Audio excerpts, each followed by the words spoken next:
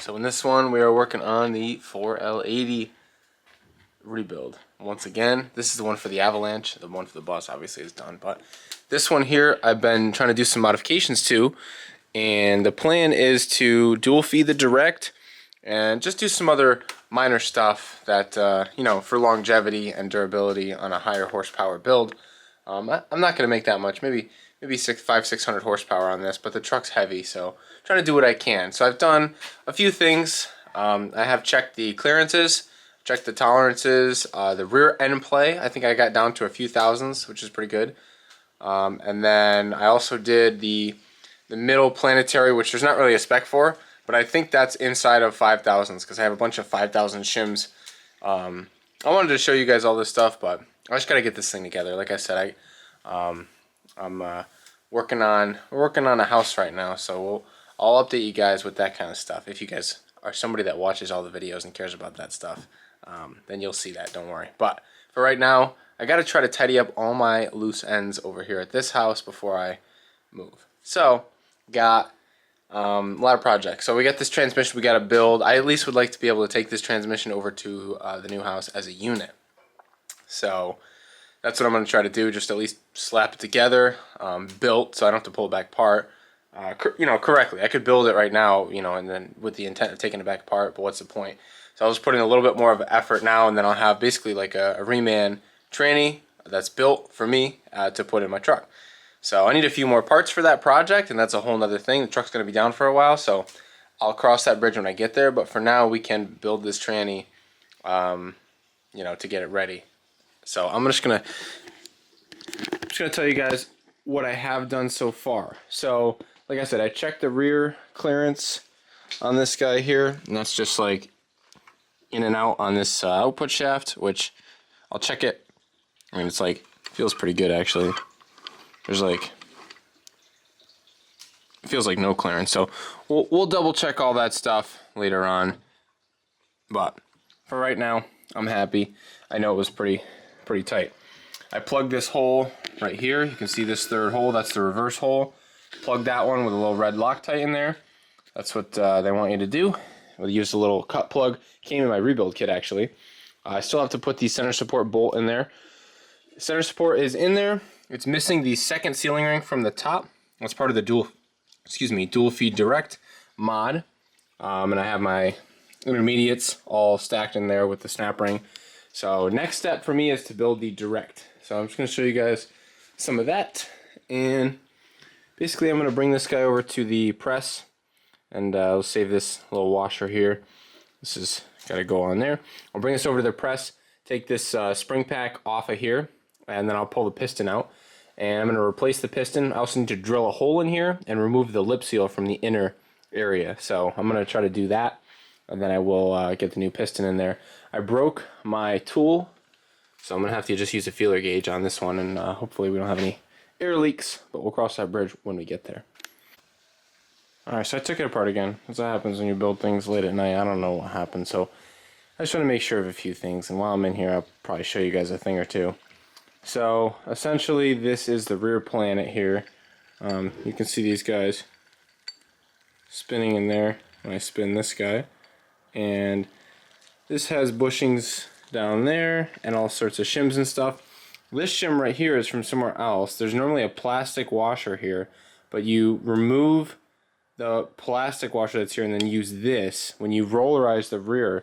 See, what I got here is the rear, the bearing for the rear. I put a rollerized rear bushing in the back, and then I shim that nicely. So we've got that, and we also have this guy right, or I'm sorry, so we got this, and then there's shims in the bottom of the case to shim that properly. If you look all the way at the bottom, there are some shims down there, and that makes sure that we have the correct end play, which I know is good because I checked it at one point, and I think I was done checking that. I'll check it when the tranny's all built, and I'm checking the front end play and everything like that. I'll try to check the rear as well, but I think you can check it with the tranny fully built. I'll have to double check that, but anyway, I got this washer replaced, and then what you do is there are shims that are in this kit over here. I'll show you guys this, and you can have the part number off of here. But these shims right here are for behind, they go behind that washer, and they have the notches cut out for the 4-tab washer that I'm putting here. So this washer is the same size as the plastic one, so you shouldn't have to worry by just swapping it out. But if you're trying to go with a higher horsepower build, you want to make sure that you have the spacing correctly here. So what you do to test this, I will have to show you guys the process here. I know the camera's just like precariously placed, but you have to first put this sun gear and sun gear shaft together, and what you want to do is make sure that this hole lines up with the tiny hole in the sun gear. So the shaft here has a hole, and you line that right up like that, and when you shine a light down here, you should be able to see light through this. I'm trying not to drop my phone in the pan of training fluid, but you should, when I put the light down there, be able to see light through here, through the hole. And I don't know if you can or not. I'm going to say you probably cannot see the light through the hole, but I assure you it is there. Maybe you can now. Yeah, so gotta see light through there or else you will not get the oil coming through there.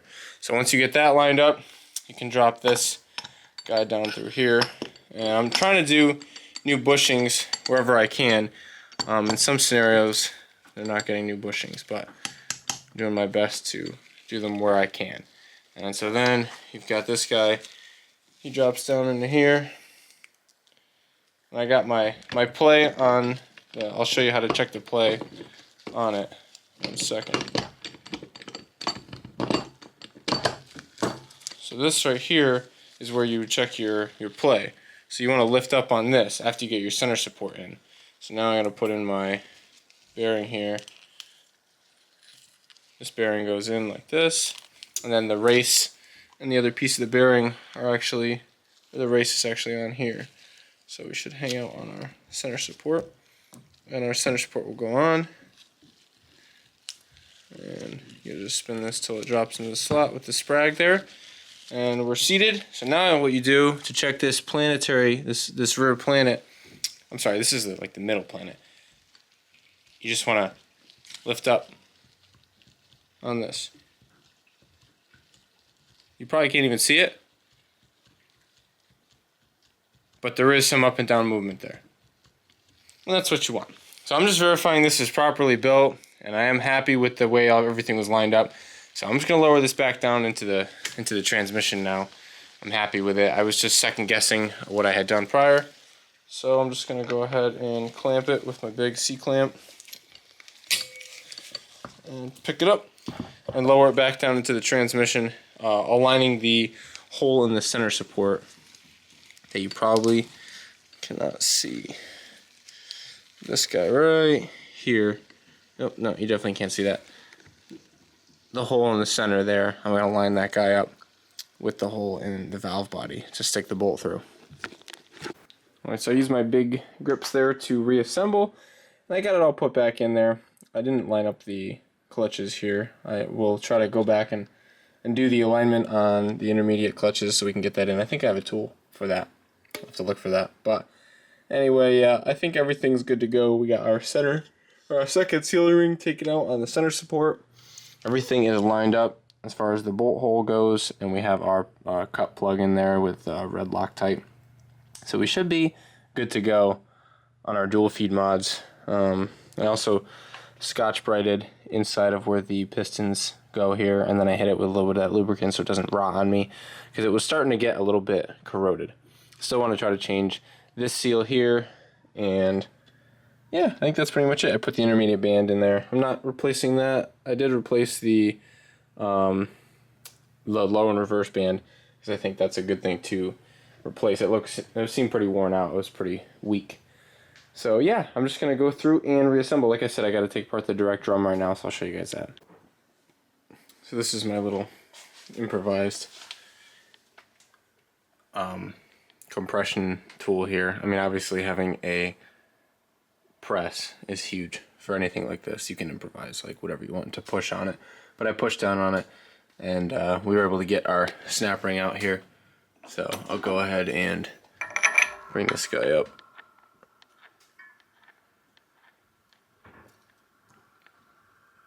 Now we can remove our spring pack, and we'll put this back on later.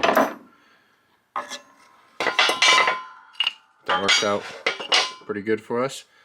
We take our spring pack off, set it aside, and then we'll move this over to the bench.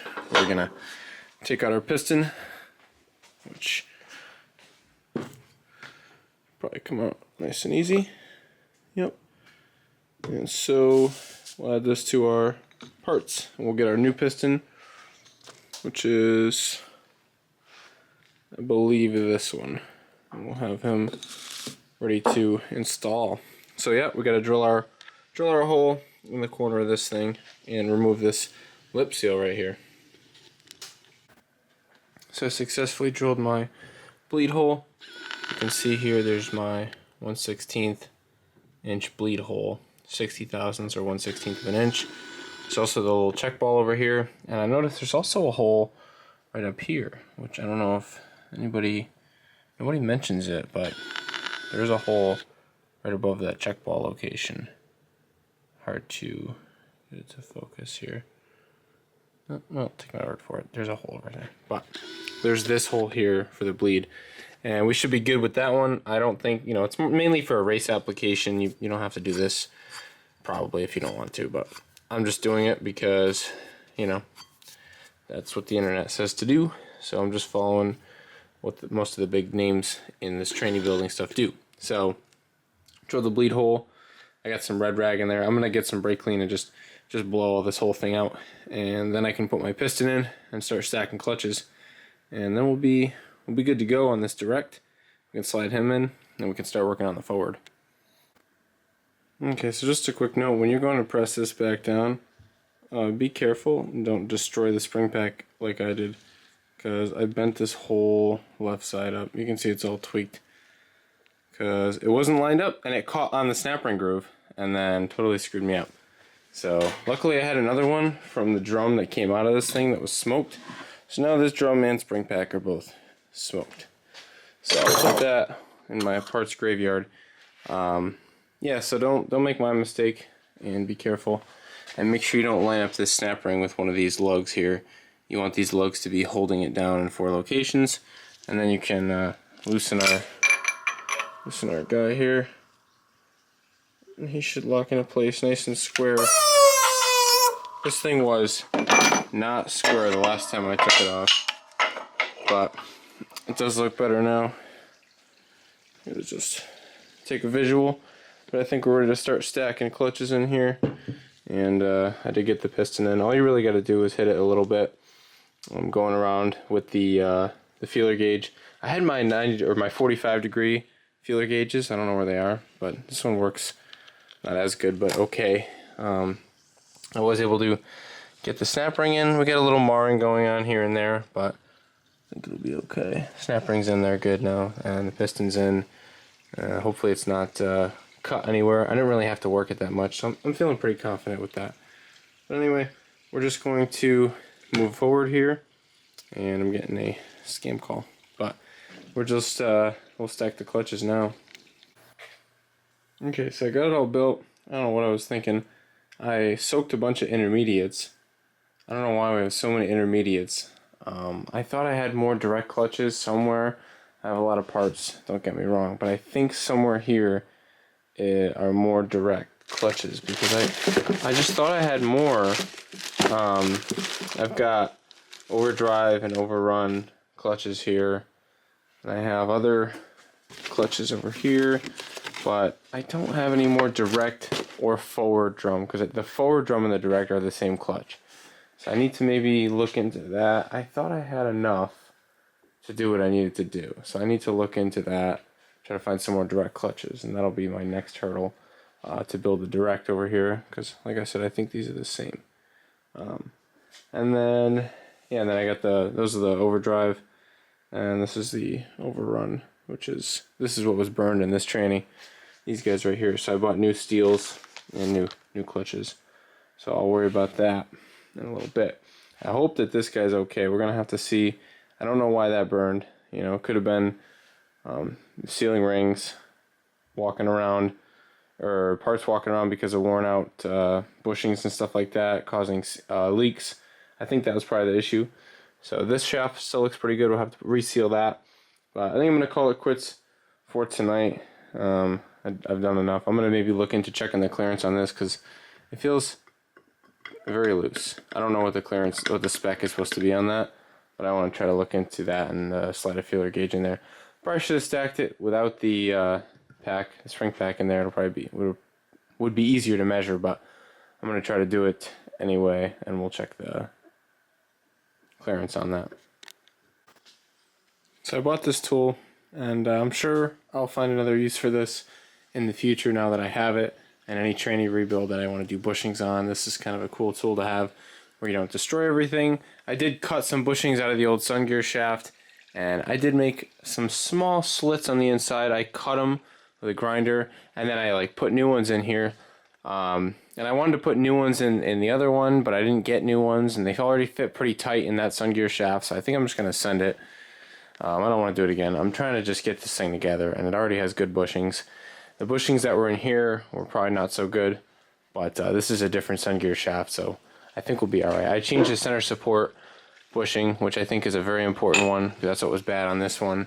So I changed that, and I got this kit here, which is basically it's like a collet setup, and you put it in there, and you tighten this down, it spreads this thing, and it bites on the inside of the bushing, and then you hook the slide hammer on, or you could push it with this. But that's a different application, but you hook the slide hammer up to it and just slide hammer the bushing out. So I'm going to try that right now on the forward drum, which is this guy right here that I need to get the bushing out of, and I got to put this new one in. So I'm just going to, for reference, see how far down the bushing is. I might take a measurement of how far down it is, and just, you know, with my micrometer that I'm going to go back out in the garage and grab, and then I'll write that down just so I can make sure I push it in to the proper amount. I think it's just to the edge of the bevel, to be honest, and this video will serve as a good reference to how far it should be in. So yeah, based on that, I gotta do the same thing with this guy as well, and we'll push that bushing in. So I'm just gonna go through and do the bushings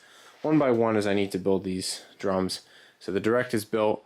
I haven't done an end plate check. It does seem like a lot, but I don't know, then I'd have to order more steels and blah blah blah. I think I'll just send it and I'll put it in. If it has a wicked delay, I'll change it at some point. You can get so crazy with this stuff. There's so many different mods, and we'll see what's good and what's not, and I'll modify whatever I need to modify. It's just my first performance rebuild. I'm only going to take it so far, and I have a limited time here, so I got to draw the line somewhere. So I think I might just send it. I might do a clearance check on it, and maybe 50 or more thousands, but hopefully it's okay. And I'm going to do this bushing next. So I got everything all juiced up, and you gotta be careful, watch out for things like this. This little piece from my brush in my thing. Let's check in the clearance on this a little bit. We had like 35. I'm sure it's fine. If it drags, locks up, blows up, I'll rebuild it. Anyway, this is the forward drum. I just got the bushing yanked out with this new tool. Worked like a champ, guys. So I was able to pull this bushing out without even damaging it, just by, you put this in there and you tighten this, it spreads these on the inside and it locks around the bushing, and then you slide hammer it out, and it's awesome. I'll show you guys a different one at some point, but it really was nice to use. And then I just use my press with my various pieces to press the new bushing in. So you can look here, we've got a nice new bushing in our forward drum. So that's sweet. I'm happy. This press and blind bearing puller kit is really working. So I'm excited. So I'm going to now install this into my forward drum, this piston here. And like I said, don't have a lip seal install tool. It broke on this other one. So I don't know if I'm going to try to use this fat one here or what I'm going to do. I'm really kind of bummed out that this broke. It didn't last that long. I don't think I have any hopes of reattaching it. So yeah, either I try to use this big fatty here or bend it, or I'll just use the feeler gauge, because it seems like those work just as good. So I just got this one kind of easily. I put a little bend in this, and I kind of held the feeler gauge here, and I was like just spinning this guy here. You can kind of just spin the piston, and once you get one side to duck in, that's the easy part, and then you just throw it in the corner and just kind of hold this at the right edge on the lip here, spin it, and it'll just like walk itself in. Just be very careful. And I'm sure these are all going to air check good, but I'm picking it up and down right now, and it just really fell right in the slot, guys. So I'm happy with the way it is, and when you seat it down nice, it sits good.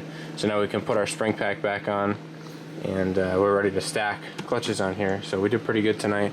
I at least got another section built. So yeah, I just got to debate on throwing the direct in here, and we'll see how it stacks up. So yeah, I gotta align these clutches, and I should be able to drop the direct on. I'm a little worried about these sealing rings. They gotta be held a little tighter in there. They're really bulging, so I gotta figure out how to size them properly and make them sit in place so I don't mess them up with the direct. And yeah, otherwise we're looking good in here, and ready to throw the next stack in. So we've had some progression with the transmission. I've been working on stacking and building the direct and also the forward. So I have both of those totally built over there, these two guys, and we're pretty much in the same spot with this. I brought home some special tools because I think you can only get so far without these special tools, in my opinion, that I'm willing to risk it. So I tried to find what I could, and yeah, we're gonna just proceed with the next step here. I gotta try to remove some bushings and drill the pump and things like that. So just gonna look into what exactly needs to be done there. I'll show you guys a little bit of that, but thinking I gotta press the bushing out of the out of our pump, so, and drill a 1/4 inch hole. That's what I've been told is the right thing to do. Drill the relief back so it doesn't blow the front seal out. So I don't know if that's something you really need to do. I probably will not need that, but I probably will do it just because why not? We're doing everything else. So I think you're supposed to drill this hole out to a 1/4 of an inch, which seems really large, but oh well. It's just the converter drain back, so it shouldn't really be that crazy. It's not like you're enlarging like a lube feed hole or anything. It's just drain back, so not a big deal. So we'll do that and put our new bushing in here and stake it, and that's it. So gonna do that as well as some other stuff I'll show you with the special tools tonight, and then we gotta wrap this video up pretty soon because I've been working on this for a while, but just trying to get it to a point where it is together. I can go over it again someday or whatever if I'm not confident, but I would like to just put it together so it's all not everywhere on the bench.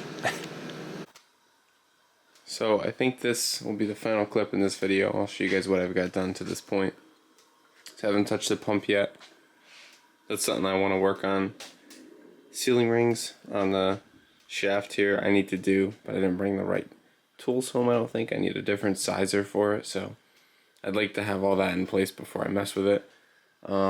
Otherwise, I've got the overdrive. I took the overdrive pistons apart. And this thing was kind of hammered, so we talked about it. And I ordered a replacement. It was very cheap, so I just decided to get new pistons, and I'll throw this on the bench along with all the other parts over there. And then I have this guy fully assembled here. This is the overrun assembly here. These clutches were smoked, so that's just, you know, what I worry about. The clutches over there, but they were bad. Steels were, you know, got hot. So I used a couple of new steels, one of the old ones, but I got new clutches obviously and steels, and I rebuilt it with a new piston, and I put new bushings in here too. This is a new bushing here and on the other side. I actually messed one of the bushings up trying to put it in, and I basically blew it open because it's put together like a little puzzle piece here, and I definitely was too aggressive when I was pressing it in, and it wasn't straight. So just make sure you're straight. This is the old one, so a little bit of wear in there, but not too bad. But I'm just doing the new bushings, guys, like I'm supposed to do, and it's gonna turn out proper, I hope. So that's where I'm at right now. I did load the direct. You just put the direct in without the clutches. You just kind of work it down. It's really tough to get the direct in the forward and this tranny, in my opinion. That's like one of the harder parts of building this. People have trouble with the pistons and stuff. I don't really find that too tricky, especially if you just have patience and do what you're supposed to do. Like, just watch videos and do it like they do it.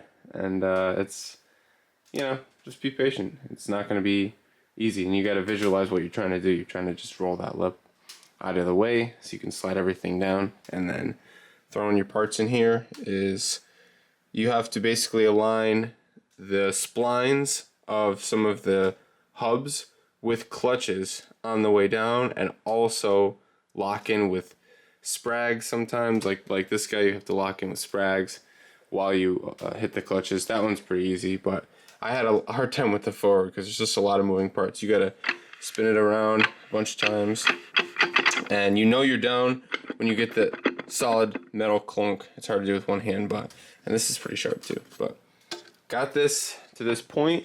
I got just a bolt started in the center support down there, and I still got to put in our overdrive. Once I get my new overdrive piston, I'll put new lip seals in it, and that's what goes in up top here. And then we can start putting the shaft slides through the overrun assembly, and that's what you stick in the top here. And then we're pretty much ready to throw the pump on. So I got to get the pump ready. I'm going to do pump bushings, and I want to check out the valves in here, the boost valve, see if that was changed. I'm not sure. New sealing rings on here, but you know, still a lot of stuff to do. I still got the whole valve body and everything, but we made some major progress, I think, in this video. So I'm going to cap it off here. This is probably halfway built in my opinion, and we're getting there. So we just got to keep chugging, and we're going to get there pretty soon. So thank you all for watching this transmission rebuild video where I fumble my way through rebuilding a 480 because it's only my second one, but I think I'm gaining some knowledge or starting to make some mods, and it's going to come out pretty good. Anyway, thanks for watching, and peace.